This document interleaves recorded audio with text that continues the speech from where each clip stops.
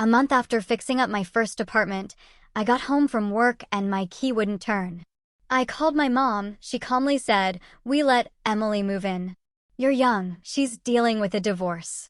Emily is my older sister. She's the one who said I'd never buy a place alone.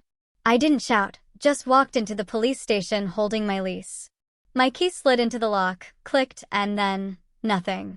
I blinked, tried again, but the door to my apartment, the home I'd built with my own hands, refused to open. And then I heard her voice from inside, a sound that instantly turned my world upside down. It was a weirdly hot day, the kind of early May heat that makes your shirt stick to your back. All I'd wanted was a long shower, maybe sit on my balcony with iced tea. Instead, I was standing on my own doorstep, a stranger to the place I finally called mine, with a growing dread in my gut. My name's Alex. I'm 26. And for the first time ever, I had something truly mine.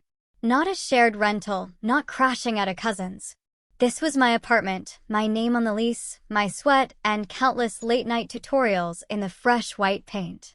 I wasn't aiming for fancy, just clean, just mine. I'd spent 4 grueling months pulling double shifts, working weekends, skipping meals, completely ghosting my social life, just to close on this one-bedroom place. It was small, a bit older, needed work, but it was quiet. And it was mine. You don't forget the first time you turn the key to your own place, knowing no one else is on the other side. But you need to understand my family. What happened won't make sense otherwise. Or maybe it'll make too much sense. I grew up where the loudest person won. My dad left when I was in middle school, barely looking back. So it was me, my older sister Chloe, and our mom, who acted like Chloe was Cinderella incarnate.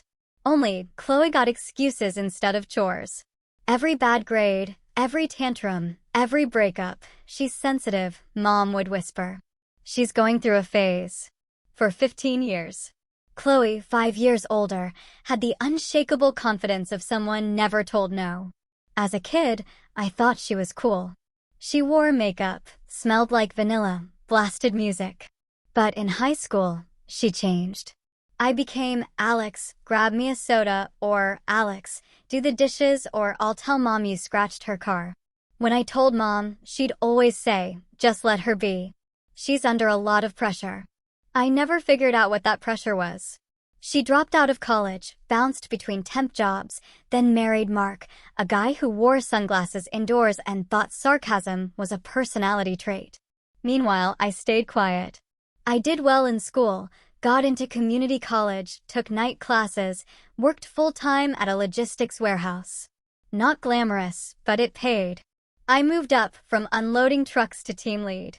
Nobody handed me anything. I clawed for every promotion, every dollar. I was used to hearing no and turning it into, "Watch me." That's probably why Chloe hated me buying the apartment. I wasn't loud about it. No party, no social media blast. But at Mom's one Sunday, while she microwaved something and Chloe scrolled on her phone, I casually said, "I close on my place this Friday." Chloe didn't even look up. Didn't think you could afford anything with those wages. I just smiled.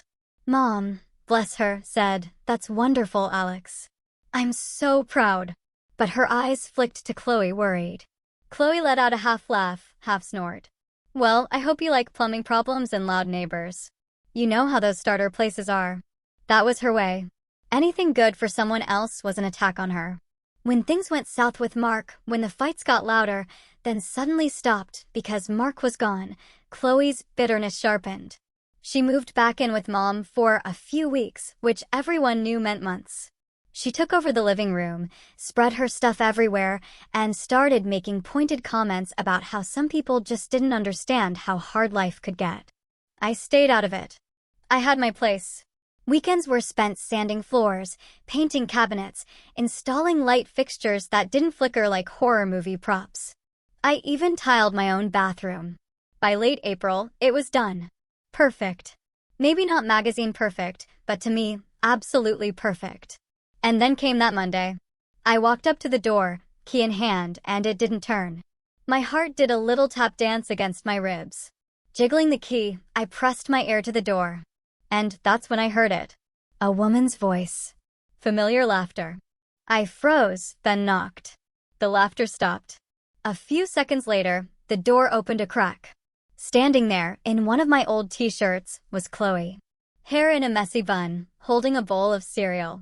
My cereal? What are you doing here? She asked, like I was the intruder. I stared.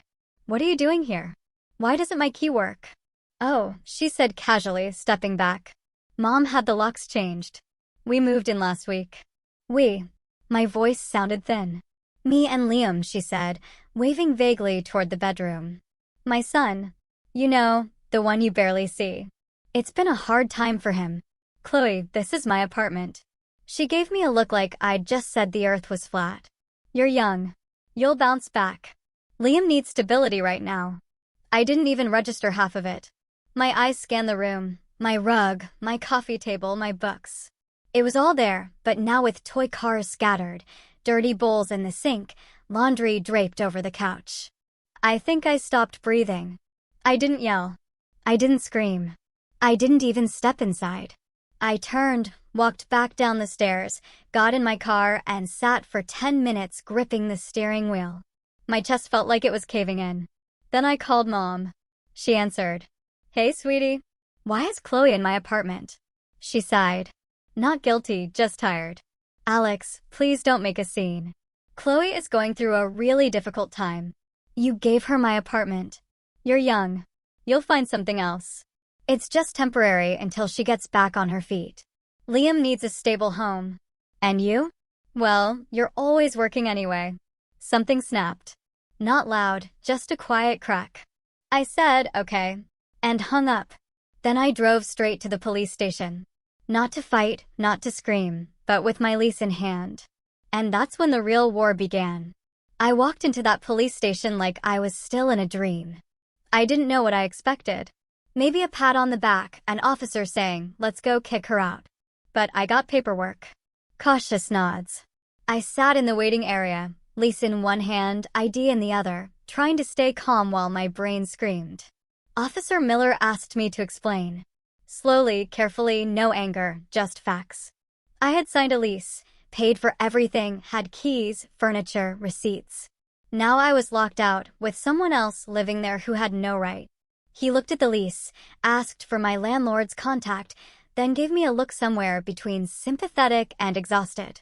Well, he said, this isn't a criminal matter yet. If she broke in or changed locks without permission, we might be looking at trespassing. But since you gave her a key... I interrupted. I never gave her a key. I gave one spare to my mom for emergencies. That's it. He raised his eyebrows. All right, that changes things. Your mom gave access. That's unauthorized use, maybe even unlawful entry. But look, Alex, family disputes get messy. We don't always solve them. You'll want a formal report, then go through your landlord. They'll likely need to file an eviction notice if she won't leave willingly. I wanted to laugh, cry, or scream. Instead, I just asked for the forms and started filling them out with a numb hand. My phone buzzed. A text from Mom. Please don't make this worse, Alex. She needs this more than you right now. That line stuck with me. I crashed at my friend Kevin's place. He offered beer and a pillow. I took both, didn't sleep, just stared at the ceiling, wondering how fast everything had unraveled. The next morning, I called my landlord, Mr. Sanchez. She's what? He said, voice sharp. Someone changed the locks? That's illegal, Alex. I never authorized that. I didn't either. I wasn't even told. My mom just gave her access. There was a pause. She's not on the lease. I can start the eviction process, but that'll take time. Court notice. Sheriff posting. Minimum 30 days, unless she leaves voluntarily. 30 days. 30 days of her in my home, touching my things, eating my food, sleeping in my bed. My stomach twisted. Mr. Sanchez promised to verify everything. But until then, I was stuck. My apartment wasn't mine anymore. Not in practice. I called Mom again that afternoon. She picked up soft and slow, like she'd been waiting. Hi, honey. I want you to tell me exactly what happened. She sighed. Alex, I know you're upset, but try to understand. Chloe showed up crying with Liam in her arms. She said Mark kicked her out. She had nowhere to go. I couldn't stand to see my grandson suffer. You're doing fine, sweetie. You're strong. And that means you can just give away my apartment? You weren't even there half the time.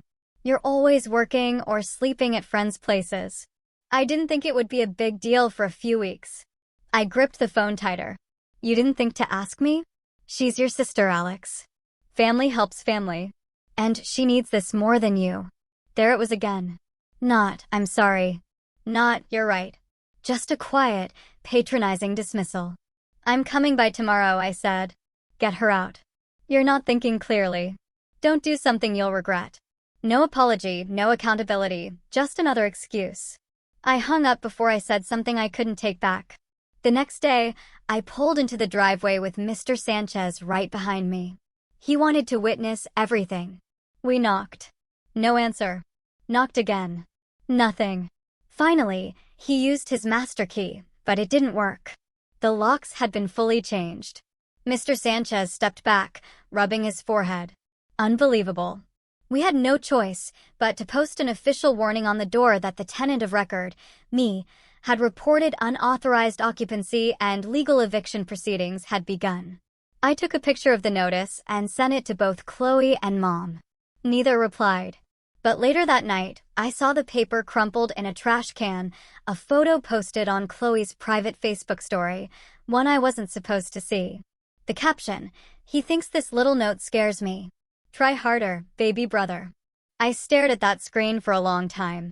That was when something inside me shifted. It wasn't just anger anymore. It was something colder, deeper. A few days passed with radio silence. Mr. Sanchez filed the paperwork, and I waited. I floated between friends' places, spending every spare moment researching tenant rights, lease protections, how long this circus might last. Then came the kicker. A bank notification. A $120 charge at a home decor store, then another $200 at a furniture outlet, then groceries, a delivery service. All charged to my card. I froze, dug deeper, realized I'd never canceled the spare card I'd left in a drawer at the apartment. Chloe had found it. I called the bank, froze the account, disputed every charge. Then I called Mom again. I didn't even say hello. She's using my card now. A pause. I'm sure it's just for necessities. She wouldn't do that maliciously. She bought a standing mirror and a wine rack. Silence. I'm reporting this to the police. You'd send your own sister to jail? She's not acting like a sister. That night I did report it. I showed them bank statements, the Facebook story, the lease. Officer Miller took notes. They couldn't arrest her yet, but it was added to the case. It was starting to look a lot more like fraud. Still, nothing changed. Chloe stayed.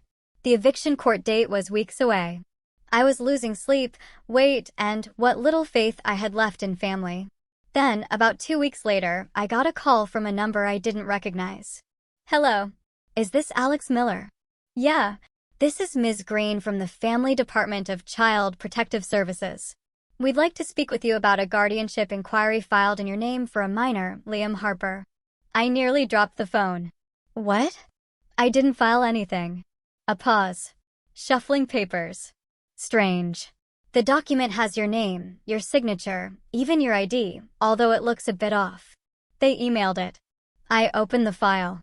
My name signed at the bottom of a guardianship request, but the signature was wrong. My name misspelled.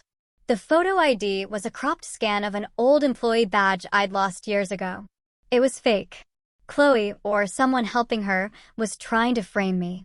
Whether to scare me off, delay eviction, or paint me as a villain, I didn't know. But it was a line crossed so far it wasn't even visible anymore. I called Mom in a fury. She didn't answer, so I went to her house. She opened the door wearing an apron, like any other Thursday. Alex, please don't barge in.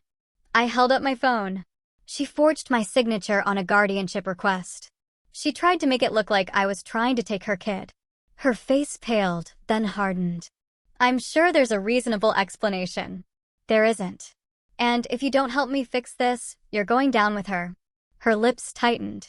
She opened her mouth, then stopped. Closed it. I waited. And then she said, in the coldest tone I'd ever heard from her, "You always resented her. Don't pretend you didn't. Maybe she's not perfect, but at least she never abandoned her family." That was the last thing she said before shutting the door in my face. And that was the moment it all shattered. The loyalty, the guilt, the idea that Mom still saw me as her son. She didn't. To her, I was disposable, a stepping stone for the daughter who needed it more. And that's when I knew I wasn't getting my home back by waiting. I had to take it back. But not with screaming or breaking windows. I was going to do it by the book, by the system. They thought I didn't understand. By the time I was done, they'd wish they'd never touched a single thing that belonged to me.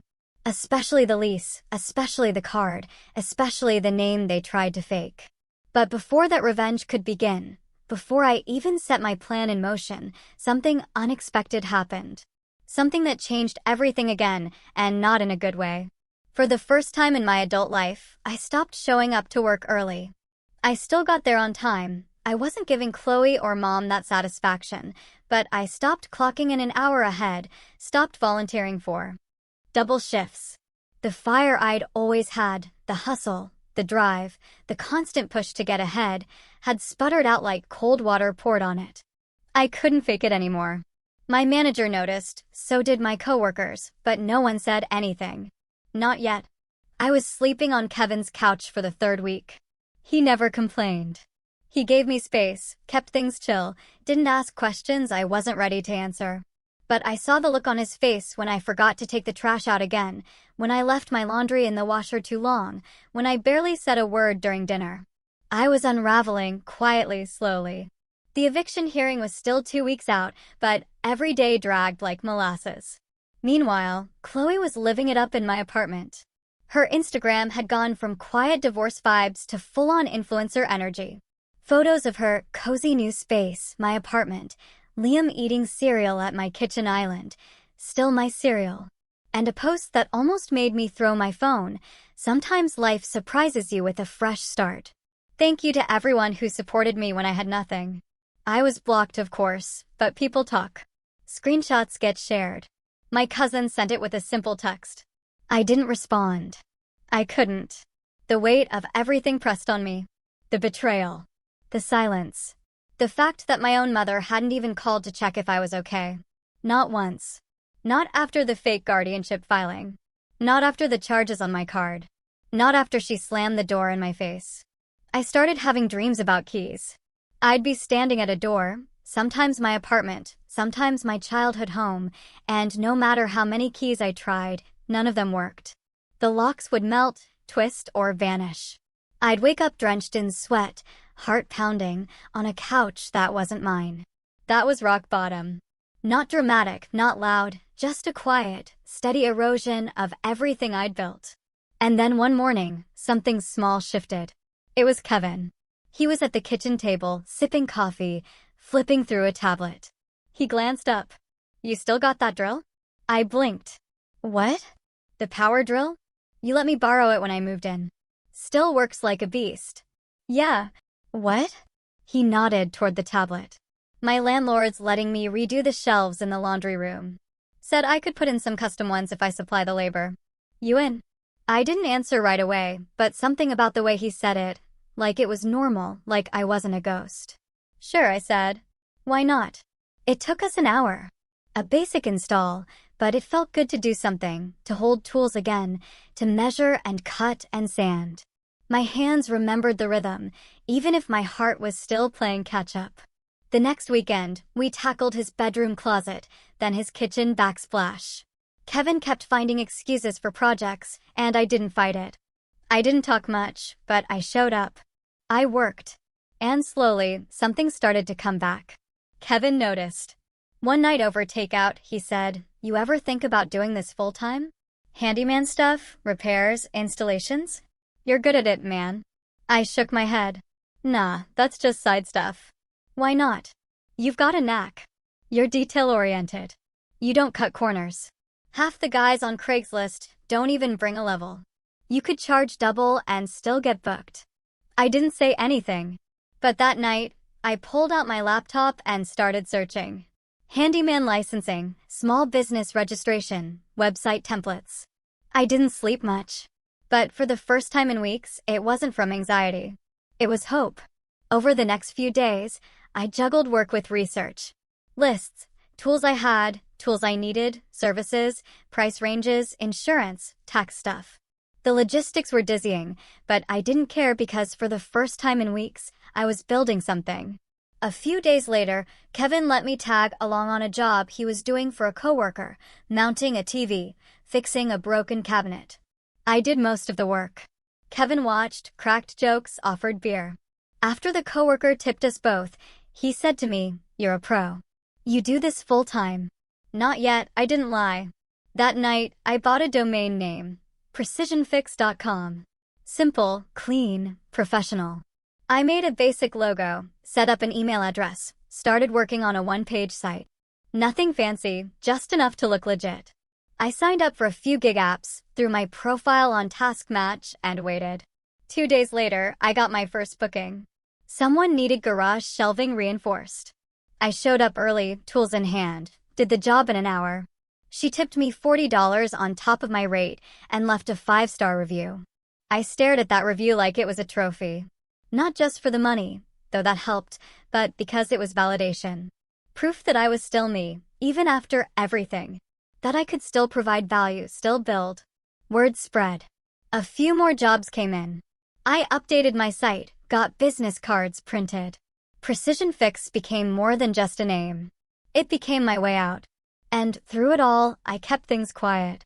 No posts, no texts to mom, no comments on Chloe's nonsense. I didn't try to justify myself to the family group chat that had gone oddly silent. Let them think I was broken. Let them think I was licking my wounds in some basement. I was building, planning. And I wasn't just getting my apartment back anymore. I was getting my life back. But the next twist, that came out of nowhere. It was a Saturday afternoon when I got a message on the Precision Fix contact form. The name listed, Mark. Yeah, that Mark, Chloe's ex. The subject line, job inquiry. Need help with garage conversion. I stared at the message for a full minute, then reread it. Hey, not sure if this is the right Alex, but if it is, I need some work done. Converting my garage into a home office. Saw your site through a neighborhood group. Let me know if you're available. Also, sorry about everything. I heard what happened. I didn't even know how to process it. Why was he reaching out? What did he know? I didn't reply right away. I thought about it for a whole day. Then I typed, "Hey Mark." "Yeah, it's me. Let's talk." We scheduled a call. 5 minutes in, I realized he wasn't the same guy Chloe had painted him to be. "I'm not here to pick sides," he said, "but I thought you should know, Chloe's version of things isn't exactly the truth." No kidding. He hesitated, then added, "She told her new boyfriend that you kicked her out of your own apartment to punish her. Said you were jealous of her being a single mom and wanted to prove a point." I laughed. A short, humorless bark. I didn't even know she had a boyfriend. Yeah, they met last month. He doesn't know the half of it. That stuck with me. Chloe was spinning stories, crafting a whole new narrative about what happened, about me, while I was quietly picking up the broken pieces. And that's when I knew I couldn't just sit back and wait for the eviction hearing. I needed leverage. I needed proof. So, I started collecting screenshots of Chloe's posts, bank records showing the charges on my card, emails with timestamps, photos of the fake guardianship documents. Even Mark offered to write a statement confirming Chloe had bragged about squatting in my place. I saved it all, categorized everything, printed copies, backed it up twice. Because I wasn't just preparing for eviction court anymore. I was preparing for war. But just when I thought I had everything under control, just when I thought I was done falling, I got a call from Mr. Sanchez. "Alex," he said, voice grim. "You need to come to the apartment now." My stomach sank. What happened? "She's not here. But there's something you need to see." I dropped everything and drove over. When I got there, the door was open. The lock was busted. Mr. Sanchez stood just inside the living room, his face unreadable. I stepped past him and froze. The place was trashed. Furniture overturned, walls scuffed, cabinets left open, broken glass in the kitchen. My TV. My TV gone. So was the microwave and the shelves I'd installed in the hallway. She hadn't just moved out. She'd cleared the place and left me with the wreckage. Mr. Sanchez handed me a folded note he'd found taped to the fridge. In sloppy handwriting, it read, "Thanks for the free ride. Good luck fixing this dump. Maybe next time. Don't be such a selfish little snake." And below that, a smudged, smiley face. For a long time, I just stood there, staring at the empty space where my couch used to be. The apartment I bled for, worked for, lived for, gone. But weirdly, I didn't feel broken. Not anymore. Because what Chloe didn't know, what none of them knew, was that I'd already taken photos of everything before. That I had receipts, witnesses, a timeline. She'd think she won, that she'd taken the last word. But she hadn't seen the new Alex. The one who knew how to rebuild. The one who was going to make every single one of them pay. Legally, carefully, and with a smile. Because the fall was over. And the rise, it had just begun. It's funny how losing everything can make you see clearly. I stood in the center of my trashed apartment, floor littered with glass shards, drywall dented like someone had taken a bat to it, and felt calm. Not numb, not broken, just still. Like the kind of silence you hear right before a storm starts rolling in. The calm before. Mr. Sanchez was pacing by the door, muttering about insurance and damages. But I tuned him out. My eyes traced every missing piece. The stolen microwave. The gutted TV stand. The decorative light fixtures I'd installed myself, gone. The shelves I'd measured and leveled to perfection, ripped from the walls, screws still embedded in the paint. It wasn't vandalism. It was intentional. Chloe hadn't just moved out. She'd emptied the place like it was a hotel room she never planned to pay for. And then she left that note. "Thanks for the free ride. Good luck fixing this dump." She thought that was the final move. She thought she'd won. But all she'd done was hand me exactly what I needed. Because now I didn't just have eviction paperwork. I had evidence of theft, destruction of property, and malicious intent. I had photos of the apartment before and after. I had bank records. I had the fake guardianship filing she tried to sneak under my name. I had Mark, her ex, willing to testify. And more than anything, I had no fear left. No ties, no illusions, no mercy. Once Mr. Sanchez filed the police report for damages and left to contact his insurance company, I stayed behind. I sat on the floor, bare, cold, and stained with something sticky I didn't want to identify, and started making lists. The kind of list you only make when you're past the point of heartbreak. Step by step, methodical. 1. Police report already filed by Mr. Sanchez. I'd add to it with the missing items list, photos, and any receipts I could dig up. My bank statements would show some of the stolen electronics had been charged to my card. 2. Legal prep. The eviction hearing was still on the books, but now I had grounds for civil damages and possible criminal charges.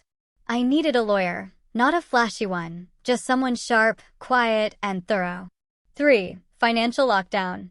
All my cards had been changed, my credit monitored, but I ordered a new freeze on any line of credit and flagged my name with the 3 major bureaus just in case Chloe tried something again. 4. The guardianship forgery. That needed to be escalated. I'd already filed the report with CPS and provided a copy to the police. Now it was time to push hard. 5. Character witnesses. Mark, Kevin, even a few coworkers who knew the timeline.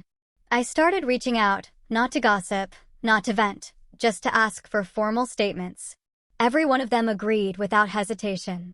By the end of the night, I had 5 folders, physical and digital, labeled lease and property, fraud and identity theft, financial theft, witness statements, timeline, and evidence. I was building a case, not just for court, but for everything. Because here's the thing about people like Chloe, and unfortunately, people like my mother, too. They rely on you staying quiet. They feed on guilt, on family ties, on the idea that you won't dare fight back. But I'd already fought my way out of the dirt to buy that apartment, work double shifts, learn how to tile a bathroom from scratch.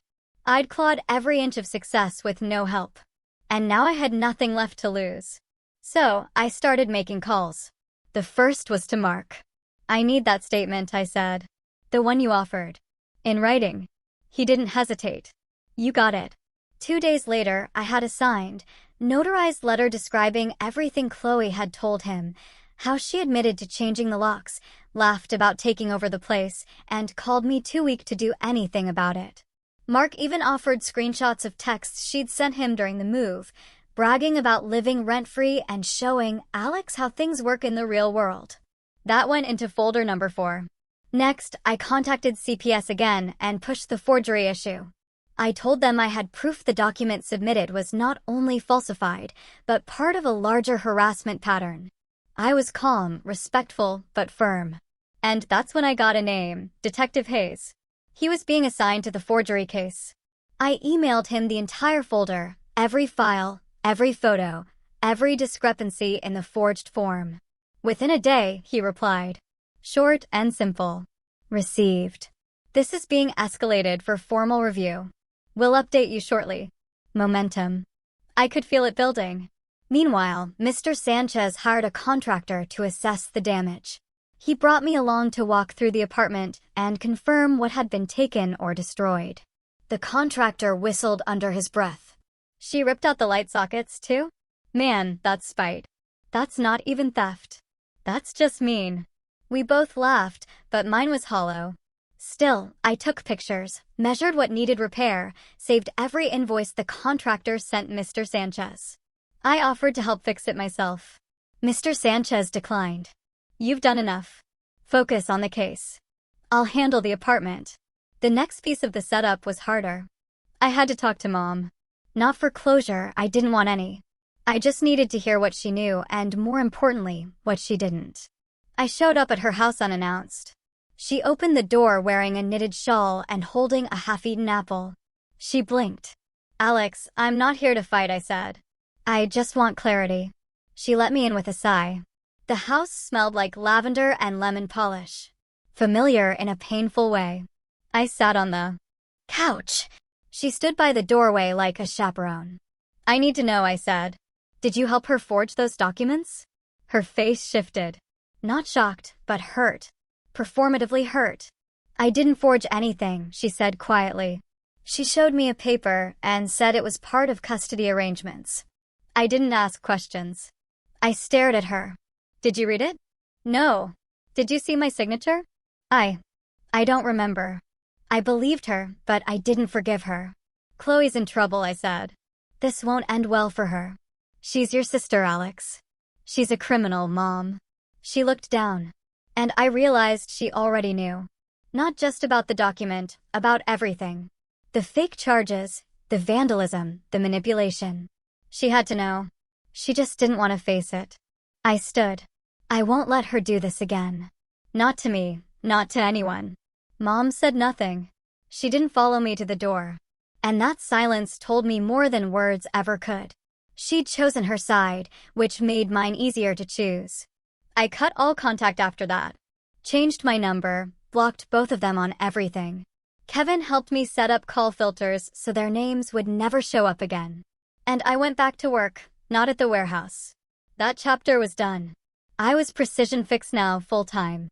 I'd built up enough momentum, enough word-of-mouth jobs, repeat clients, and glowing reviews that I could finally let go of the 9-to-5 grind.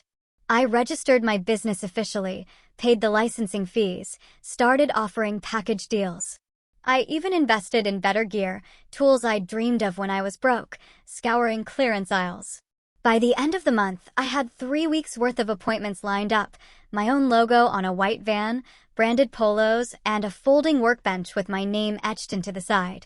I was making more in a week than I used to in a month. But I didn't post about it, didn't brag, because this wasn't for Chloe. This was for me. Still, part of me wanted her to know, to see what I'd built from the ashes she left behind. And I'd get that chance, because then, out of nowhere, I got an email from an address I didn't recognize. The subject line just read, "From Liam, with help from my friend's mom." My heart stopped. I opened it. "Hi, Uncle Alex. I don't know if you're mad at me too. Mom said you hate us now, but I don't believe that. I miss you. Can I see you sometime?" Attached was a drawing, Crayon on paper, a stick figure me with a big wrench in one hand and a smile, standing next to a little kid holding a toolbox. It broke me. And it reminded me exactly why I had to finish this. Not just for justice, but to protect the next person Chloe tried to manipulate, even if it was her own son. So, I made my final list. 1. Deliver all evidence to Detective Hayes and follow up weekly. 2. Confirm police report for damages with Mr. Sanchez and sign affidavit. 3. Finalize civil lawsuit paperwork with attorney. 4. Notify CPS of Liam's letter without pushing contact. 5. Prepare a public-facing post if needed, something honest, calm, with facts. Because if Chloe wanted to spin lies, fine. But I had the truth and the law and momentum. I was done playing defense. Now it was my move. The final move didn't come in a dramatic courtroom scene or some screaming confrontation in a parking lot. That would have been too easy, too loud. Chloe always thrived on drama. Chaos was her currency. So, I chose the one weapon she could never understand: silence. Steady, strategic, legal silence. I waited for the hearing. The eviction case that had started everything was finally going to court. And despite everything Chloe had done, she still showed up late. No lawyer, no apology, just a cheap white blouse and that same smug smirk she'd worn the day she changed the locks to my apartment. She didn't even look at me when she walked in.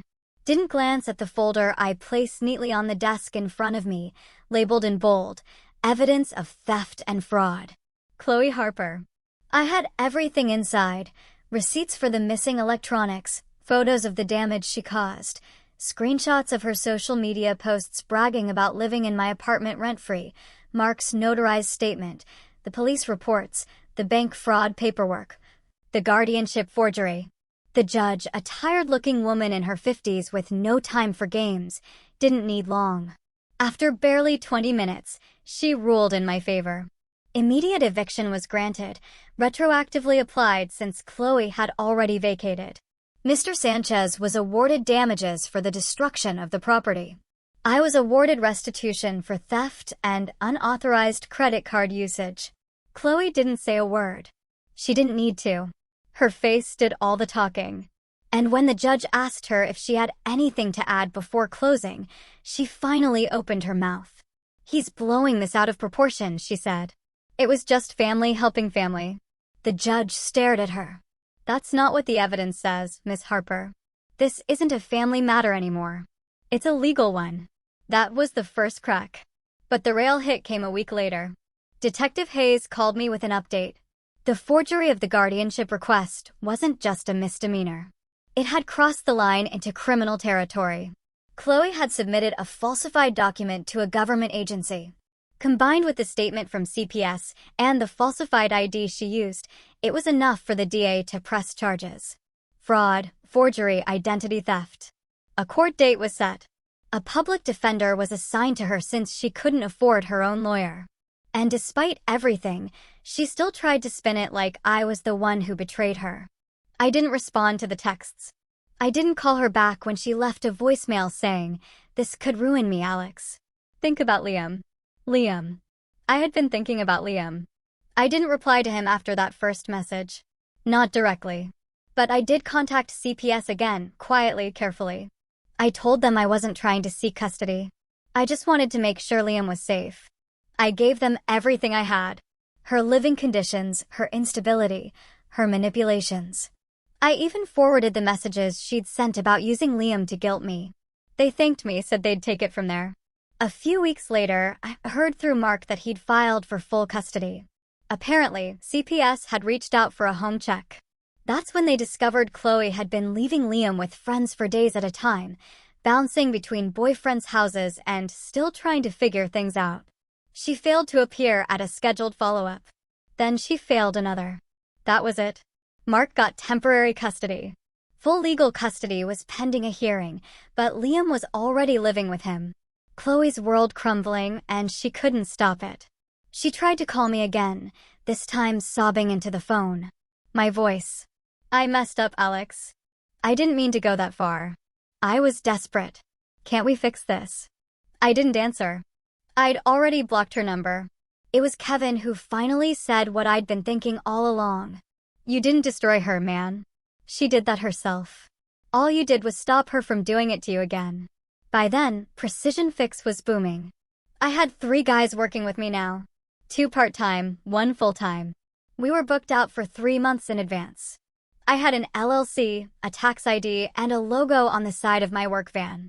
I even got invited to speak at a local entrepreneurship event. Life wasn't perfect. There were still nights I'd stare at the ceiling wondering how I let it go so far. Still moments when I'd remember a birthday or a holiday and feel the hollow space where family used to be. But I didn't miss them. I missed the idea of them. That's not the same thing. The last piece fell into place 6 months after the eviction. I got a letter from the court. Chloe pleaded guilty to reduced charges under a deal. She'd avoid jail time, but she'd have a record, a hefty fine, mandatory counseling, community service, probation. It wasn't everything I wanted, but it was enough. And when I walked back into that apartment, freshly repainted, the smell of sawdust and lemon oil in the air, I stood in the middle of the living room, closed my eyes, and breathed in. It was quiet. It was clean. It was mine again. No noise, no lies, just me. I'd started from nothing, lost everything, and built it all again. But this time, stronger, smarter, and with the kind of peace no one could take away. Not Chloe, not even my mom. Because the truth is, revenge doesn't always have to be loud. Sometimes the most powerful revenge is just rebuilding quietly and letting them watch. What would you have done?